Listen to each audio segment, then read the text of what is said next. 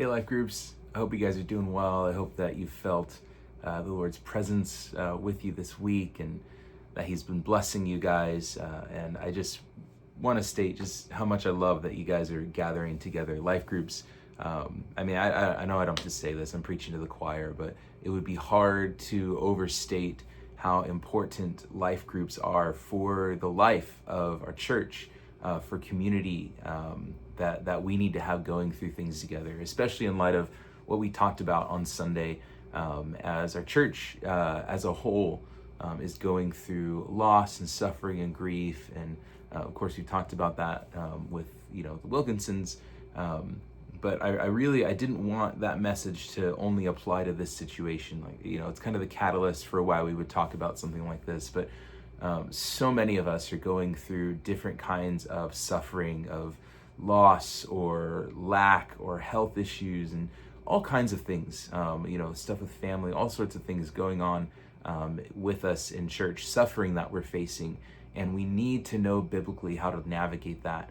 And, one of the most important things and tools in our toolbox that God's given us for suffering, alongside all the biblical truths, alongside of His presence, alongside of His word and prayer and worship, is community. It's that fellowship of the saints that we have together. And so I love that as we suffer as a church through something big right now, and also just various things that we're going through in our own lives, that we have these life groups put together. And man, I encourage you as life groups to invite other people into that community. Reach out to people who aren't already involved in a life group.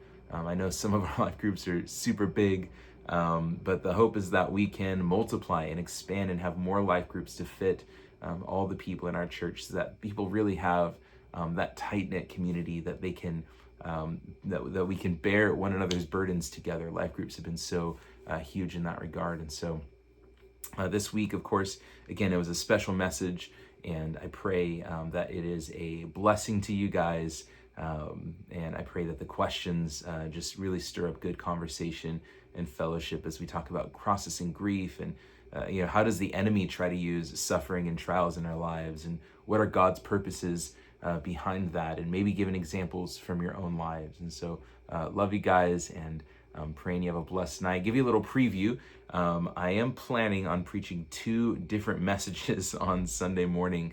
Of course, because of, we took a break and felt the Spirit leading us to do a little something different this last Sunday. That kind of changes my schedule of teaching through the book of 2 Samuel.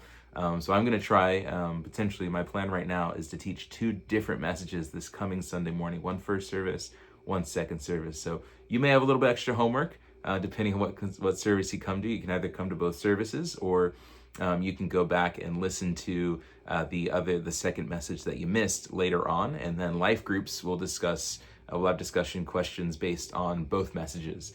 So I want to give you a little preview for next week. And pray for me, as now I'm going to be studying for an extra sermon this week, which, man, what a blessing that I get to do that. I'm excited for that. So love you guys. Have a blessed night. And I pray that your fellowship is just a really sweet time of processing things together.